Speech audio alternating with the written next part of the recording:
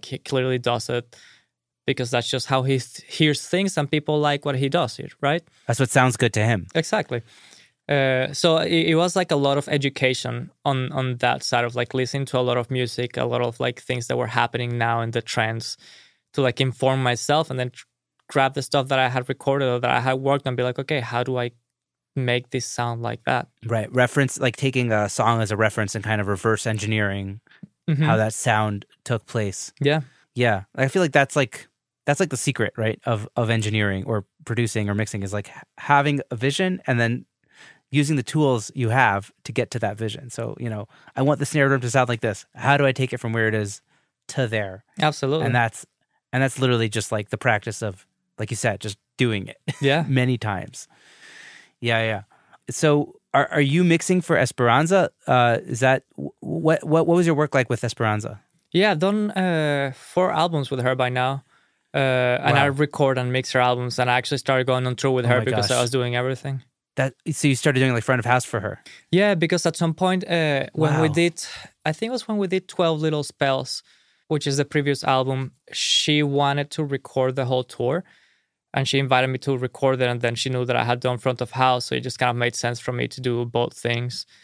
And after that, like I felt like that's a band that I kind of like feel like an extra member, like we're friends, like we hang out, like we like I said, we've worked a lot together. And there's such like a cool dynamic between everyone that it was actually just fun. Like we would do the shows and then we'd just continue hanging out, doing whatever we were, whether that was like in the tour bus or going to like a bar and having a drink or whatever. We were just hanging out because it's like a really good time. It's like a really lovely group of people. That's amazing. How did you like, what was the connection there? How did you meet her? So when I was an assistant at Avatar, she was working on her album Radio Music Society. And I was the assistant for that project. Joe Ferla was engineering. And then at some point, the project just kept getting like a little bit extended. And Joe had to move on to something else. So he told Esperanza and the label, it's like, hey, Fernando is great. I want Fernando to finish recording this for me. And then they says like, yeah, sure, let's check it out. So on one of Joe's last days, like Joe said, like, you take over, you stay here, I'll be outside if you need me. So I engineered like a whole day with her. And we got along well, so that led to like an extra 3 weeks of me engineering the project. That then Joe mixed, and Joe, Esperanza, and the label were happy, and that went great. That won a Grammy, and that was like my first Grammy because I had recorded more than 50% of the album, which was a surprise. Never in my life I thought I would ever get a Grammy, to be honest. That's amazing. But then it's the same thing. Like so, after that, like we worked for like little in the whole album, like maybe 4 or 5 weeks together. And it was great. So I was like, okay, awesome. Like, I'm obviously she's going to call me again, I've never heard anything for like years. And then she released another album, and I heard the album and I loved it. I was like, wait, what's going on? Like, why was, like, how did I not hear anything about this? So when I moved to my first studio, same thing. I just thought, it's like, let me just email her. I'd be like, hey, Esperanza, it's been years since we talked. Oh my gosh. Just heard your new album and I loved it, So I just wanted to say that wow, that was really cool.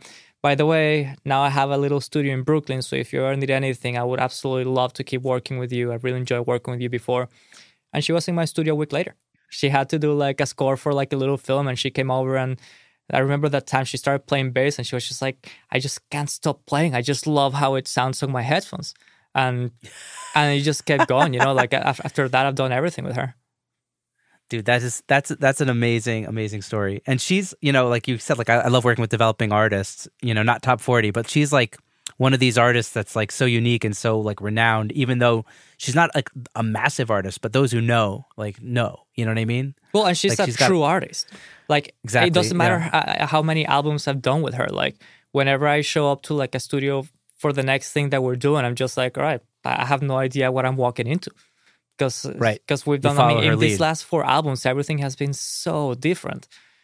And it's amazing. Yeah. It's a great feeling, It's someone who's like really pushing her element. Yeah. What's it like recording bass with her? It's great. I mean, she's fantastic. She's like one of the best bass players in the world. So it's like, I mean, she has like, when she has her bass, she has such a good sound and tone that it's just like, all right, cool. I'll just put a microphone here and...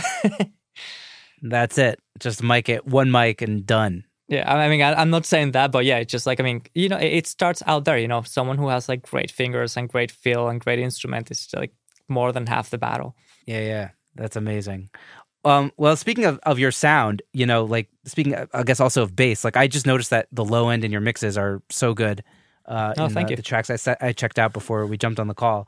Do you have any thought processes when you're mixing low end, bass, kick, all that stuff, or like what's your approach to the low end? Be obsessive about it.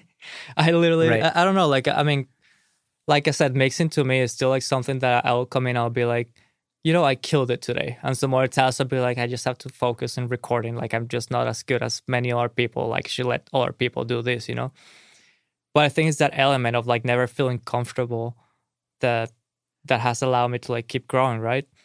And I don't know, like I think to me, like at least when I start mixing a lot of this stuff, like I would get like rough balances with the whole session, like not soloing stuff, and then I'll kind of like make decisions of like, okay, what are my most important elements? And if there's things like that, like bass or 808s or kicks that are working together, I would spend some time just working on those things to make sure that they're all cutting through and that it's not overwhelming the low end, but it sounds tight and punchy and big. And yeah, I don't know. I honestly couldn't tell you if you have like a specific thing that I do. Yeah, that I would just follow. Yeah, I mean, from what I've been finding true to myself and what I've heard from other great mixers, like I had Andrew Murray on the show and he was telling me like, I love Andrew. He's so good. Oh yeah, and he's a New Yorker also. Yeah, we know each other. Amazing. And he, his low end is so good. And he was just telling me, like, if I can hear the low end properly, I can make it sound good. It's just about, like, absolutely hearing it, Absolutely. And that's a big thing. Like, to me, like, my speakers, like, sometimes I hate them because I hear so much detail that I could spend hours fighting something that I wear headphones or something else. It's like, nothing's there. Like, you wouldn't notice, But then I know that if it sounds good on these speakers, it's going to sound good anywhere, at least to me. They're translating. Wait, you're using Barefoots now, right? Yeah. Nice. And they translate, eh? Yeah, they translate very well. Yeah, I have the Focal shaped twins, and they also have like that kind of like side woofer thing. I forgot what it's called. I know what you're talking about, the ones on the side or the bottom, yeah. Yeah, I think it's a similar situation, and the low end is just translating so well. Yeah. Like since I moved to these speakers, I don't know. They're not the same level as Barefoots, but it's a similar idea. Yeah, absolutely. But yeah, man, Andrew, that guy is sick. I love his stuff. Yeah, he was telling me about his attack wall, and he just, the attack wall has kind of allowed him to kind of just let the low end just completely be right, and then everything else is right because of that, Yeah, get your low end in check, I guess is right. the lesson. Just listen properly. Yeah, so I mean, I guess in terms of mixing in general, like, do you have any other things that you're thinking about when you're approaching a mix? Any tried and true techniques? Do you have like a stereo bus that you usually mix into? Anything like that? Yeah, I actually, so I think that's, if some or people look at my sessions, they'll feel like I have no idea of what I'm doing. Maybe because of that, like I feel like I start doing big moves before I start like being surgical, So like I actually would start like doing some, after I get my levels and pannings going on and some like basic effects, just to get kind of like a vibe of what's going on. I'll start like adding stuff to my big mix bus, So I mix through a summing mixer. I have a Rupert Nip 5059. Nice. And I use it in a way that it allows me to use both the red silk and the blue silk, which is like adding harmonics to both the top end and the low end. So I start adding that, and then I do my compression in the mix bus, and I start doing some like general EQ that I know is like, okay, I'm gonna want this to be brighter, so I turn it up there because then I don't have to do it on every single element. And I feel like that allows me to work a lot faster. And yeah, I feel like I usually have like my compressor on from the very beginning, even if it's not like moving, at least to get that like bounciness happening once I start pushing things a little bit more, because it informs my decisions, I feel, because at the end it's going to be there. And I also usually have my limiter from early on. Same thing, like maybe doing like 1 or 2 dBs of limiting, but like still something that is there to like give me kind of like a final sound just to keep informing my ears, Yeah. Do you, so you're mixing the whole time with the limiter on.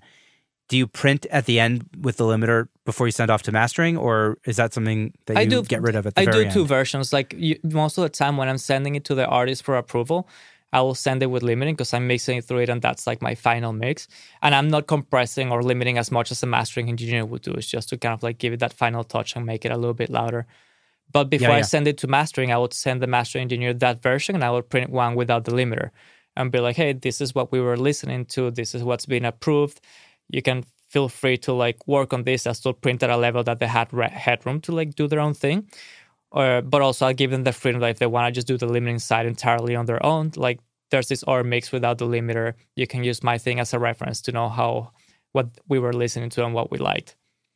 Yeah, I think that's the right approach, and that's something that I'm kind of starting to do, is to kind of send off like the final mix version with the limiter and without the limiter, because it's like the way that limiter affects the tone, and like that is what you're listening to the whole time. Absolutely. Yeah, and also like, I feel like, like labels and artists, like they want to listen to their stuff sounding as final as possible. Like I might send them a mix that is like pristine in terms of like balances and vibe and all that stuff, but then they hear something else that doesn't sound as powerful, which is coming from like that limiter, like, or as loud, and it might like throw them off a little bit. So why don't I just get that out of their equation and just make them feel like it's a final thing? Yeah. We're all listening to mastered music. That's the only reference we all have is like it'd be interesting to have like a reference playlist that only played like final mixes, not mastered. Yeah. That would be like an interesting concept. But like that doesn't exist. Like we're just only listening to the masters. So yeah. I guess the loudness wars are a vicious cycle in that sense. I think that's changing a little bit. I think there's people that are not so worried about making it as loud as everything else at this point. Yeah. Or at least I like to believe that. I think in top 40. I think in top 40 it doesn't matter, but yeah, I think in top 40 it's still like loud AF, as they say these days. Yeah. But listen, if you're working on music that isn't that, and then you have the freedom to kind of decide how dynamic you want your music to be, Yeah, exactly. I mean, you still want it to be competitive, but I'm definitely not gonna I'm never gonna be thinking it's like, oh, this doesn't sound as loud as these other things. But I'm also not a master engineer. That's something that I've never done. That is something that I have no interest in doing. But, I would expect from a master engineer to not destroy my mixes. Right. Yeah, exactly. Do you have a mastering engineer or engineers that you work with on a consistent basis? Do you have, just in general, people that you collaborate with on your process of whether it's production, mixing in general? Yeah, I have a couple guys that I really like. I love Oscar Zambrano. He's based here in New York as well. He's done all my stuff with Esperanza, and he does, I think, like 80% of what I do. And we become like really good friends, so obviously that helps. More of like my rock stuff, I would send either to Joe Laporta at Sterling or to Brian Lucy in LA. I love what both of them do as well. Yeah, I've heard only praises of those two. I should probably reach out. Yeah, I mean, Joe Laporta is also the sweetest guy. And Oscar, Oscar is like a really good friend by now. Amazing. Yeah. And anybody else in the production side of things or other along the journey, like do you like delegate any of your, maybe it's editing or anything in general? Yeah, every now and then I've hired a couple of people to do some editing or like prep sessions for me for mixing if I'm too busy with something else. But it's more like it depends on the project. Like I don't have an assistant who is with me all the time because, honestly, I don't feel like, I think that's something that I have to work on. I do think like in times when I'm super busy, I could use that help as opposed to being me doing that work that it doesn't make sense for me to be doing. Not that it's below me, but it's just like I can help someone else out and that will give me more time that is actually more valuable than spending an hour prepping a session. But yeah, whenever I have like I'm super busy or have a lot of stuff going on in that moment, I'll have someone help me out in that side of things. Right. So you have some people on your short list. Yeah, a couple of guys that I met in like different studios where I work at that I really like. I know that I can trust them, Amazing. Let's talk a little bit about like creativity and just energy. I kind of ask this question on a lot of episodes. Do you do anything specific that kind of keeps you in a good headspace or feeling creative? Maybe it's like a habit or something you do every day or working out or it could be anything that just kind of keeps you in a good mindset to kind of get into the studio and do what you need to do as opposed to feeling burnt out. Well, I think a lot of that changed with the pandemic, to be honest, because having more time or like working entirely remotely, like gave me time to like work on myself a little bit.